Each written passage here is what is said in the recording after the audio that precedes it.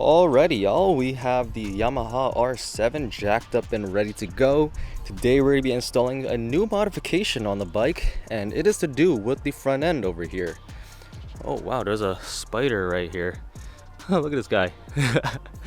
Anyways, ever since I got this bike a year ago, maybe like a few weeks in of ownership, I got rid of the OEM mirrors and just kind of zip tied it here without any sort of mirror delete kit.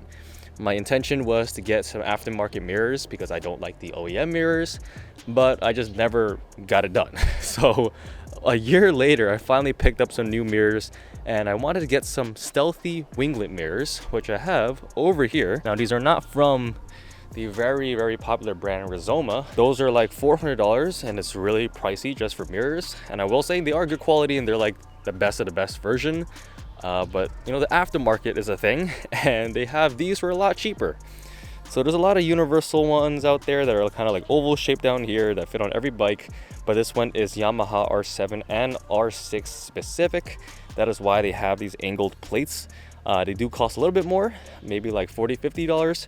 If you want to get the universal ones, they're like $20–30. But yeah, I think it's worth the extra if you want it to be more bike specific and fit a little bit better. Now, the only concern with these aftermarket versions rather than the branded ones is fitment. I've used aftermarket ones on my R3, and you know, it ended up being a little bit wonky in terms of how it sat. It was like a little high, a little bit low. We're to go ahead and cut these zip ties out and then start installing, you know, the new mirror. All right, I'm gonna try to see if I can do this with a knife. If not, then I'll get a scissor. I'm gonna try to see if I can just cut straight through the zip tie.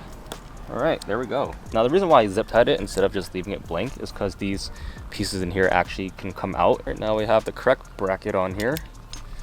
We're just gonna tighten it down, not too much, just so we can still have a little bit of wiggle room. And then we're gonna just mount it on here for now to get a nice visual.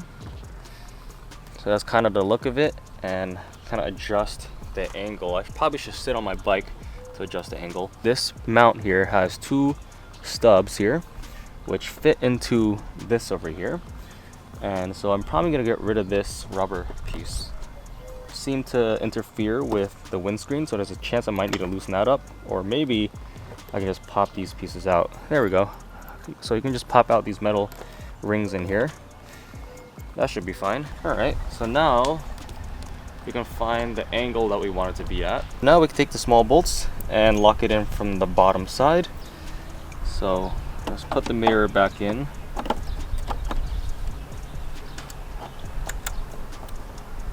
And you should be able to feel it bite. I'm not gonna tighten it all the way just yet until I get both of them in. So I'm gonna put the second bolt in now.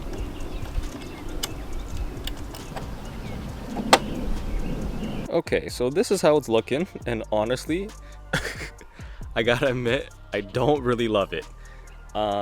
Clearly it's sticking up a little bit way too high. It should be probably lower down here, and there's really not much adjustability with this center part, and that's kind of the problem with a lot of these aftermarket pieces, because they're just not designed for the bike itself. The plate itself fits really well, I gotta say. That fit perfect like a glove, but this part, look at it, it's just shooting straight up. I mean, it looks all right. It doesn't look terrible.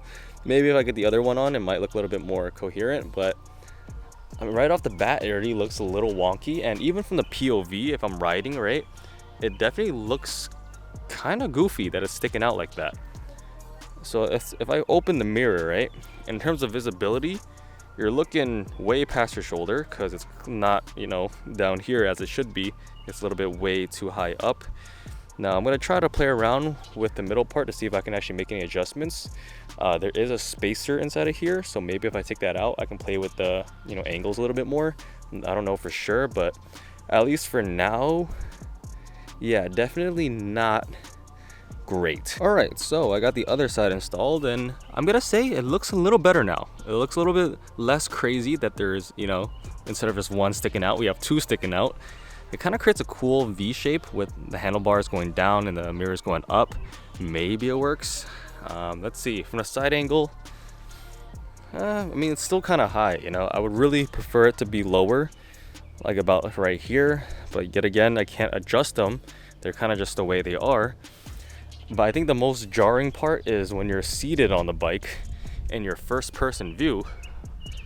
It's like You know, it's a little wild looking. Let's see the visibility. All right, open this. Let's open the other one. All right, this is the POV. And visibility wise, I see absolutely nothing. I can see my shoulder, and that's pointed in the sky. So maybe if I bring it up a little more. Yeah, the visibility, I gotta say, is quite horrendous with these mirrors. I mean, most people don't even get them to use it as a mirror. They're more so an aesthetic piece. And most likely, I won't even be having it flipped up ever. But hey, I mean, it doesn't look too bad from the front. I think the front is the only angle that you can kind of get away with it. From the side, maybe. I'm really trying to like make this look decent, but it really just looks like a butterfly. I don't know, guys. Let me know in the comment section below what you think. Is it fire, or it looks kind of crazy? I mean, maybe the R is supposed to stick out a little bit. I mean, I gotta look at the Rizoma ones to really compare, because maybe the expensive ones are like this, because if it's not these, I'm gonna have to spend the extra to get the real one. But I don't know, man. I gotta say, fitment wise, well, fitment, it works, but style wise, it's like a 6 out of 10, I gotta say. Like I said, I had aftermarket mirrors just like this on my R3, and that actually looked pretty good. It had a lot of adjustability where I can kind of angle it in different kind of ways, but this kit doesn't really have that adjustability. It is just the way it is. Yeah, I don't know, guys. Let me know what you think. Did I ruin the R7 with this mirror setup? I'm gonna still rock with it just for a little bit, just to see how it is. Maybe it grows on me at some point. If it ends up being something that I just really despise and I just hate the look of, then I'm gonna have to return them. I do have about a month to try them out, and then we'll see if I'm gonna get the Rizoma ones or just do like block offs instead. But yeah, this is a new look. Bumblebee vibes. I do plan on getting some more like aftermarket like aero pieces, like some flares over here, maybe a flare right where the chin is. So maybe if I start adding more stuff to it, it'll kind of work. But as for right now, it does look decent from the front, but other than that, it looks a little bit off from the size and from the back view. I'm not even gonna link the product in the description because I'm not even gonna promote this thing. But if you do wanna, check it out yourself, you can find these anywhere, eBay, Amazon, and whatnot. Just search up Winglet mirrors or stealth mirrors and then your bike name. But the exciting part is I'm actually gonna be taking apart the whole entire bike right now, because I'm gonna be doing a whole entire wrap on this bike. We're changing the color, so this is one of the last times you're gonna see the bike in black. Make sure to drop a like and a comment below, and I'll see you in the next video. Peace.